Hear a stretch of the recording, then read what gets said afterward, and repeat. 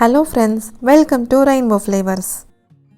இன்னைக்கு நம்ம வீடியோல ஹெல்தியான அதே சமயம் ஸ்வீட்டான ஒரு ரெசிபி தான் பார்க்க போறோம். அது என்னன்னா கேழ்வரகு அதாவது ராகி லட்டு எப்படி பண்றதுன்னு தான் பார்க்க போறோம். வாங்க அதை எப்படி பண்றதுன்னு பார்க்கலாம்.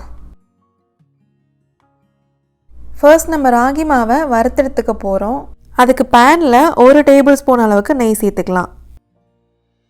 நெய் உருகி வந்ததுக்கு அப்புறம் 1 கப் அளவுக்கு ராகி மாவை இதோட சேர்த்துக்கலாம். இது ஒரு 200 கிராம் அளவு இருக்கும். இதை மீடியம் ஹீட்லேயே வச்சுட்டு வறுத்துக்கோங்க.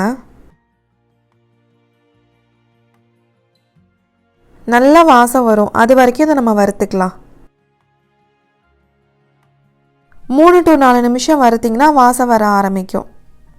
இப்போ நம்ம ஸ்டவ்வை ஆஃப் பண்ணிடலாம். இது லைட்டாக ஆற விட்டுட்டு நம்ம ஒரு மிக்ஸி ஜாருக்கு மாற்றிக்கலாம். இப்போ இது கூட 1/4 கப் வெல்லத்தையும் சேர்த்துக்கலாம். நீங்கள் எந்த கப்பில் ராகி மாவு எடுத்தீங்களோ அதே கப்பில் நம்ம வெல்லத்தையும் எடுத்துக்கலாம்.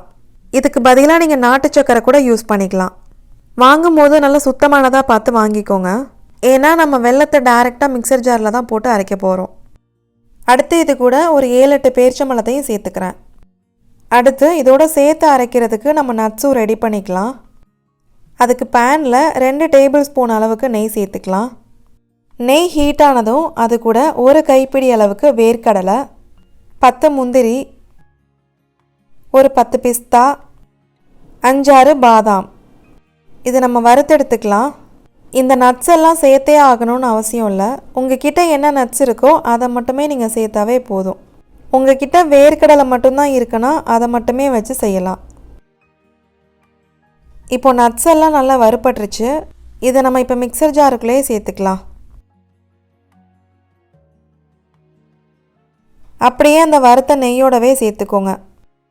வறுத்த நட்ஸில் கொஞ்சம் மட்டும் எடுத்து வச்சுருக்கேன். இதை நம்ம க்ரஷ் பண்ணிவிட்டு உருண்டை பிடிக்கும் போது சேர்த்தோன்னா பார்க்கும்போது நல்லா அழகாக இருக்கும். இப்போ நம்ம ஜாரை மூடி வச்சுட்டு தண்ணி சேர்க்காமல் இந்த மாதிரி அரைச்சி எடுத்துக்கலாம். இதில் நம்ம வெல்லம், பேரிச்சம்பழம், நெய்லாம் சேர்க்கறதுனால அதுவே உருண்டை பிடிக்கிற அளவுக்கு சரியான பக்குவத்துக்கு வந்துடும். இப்போ இதை நம்ம உருண்டை பிடிச்சு பார்க்கலாம். பாருங்கள், கையில் ஒட்டாமல் கரெக்டாக உருண்டை பிடிக்க வருது.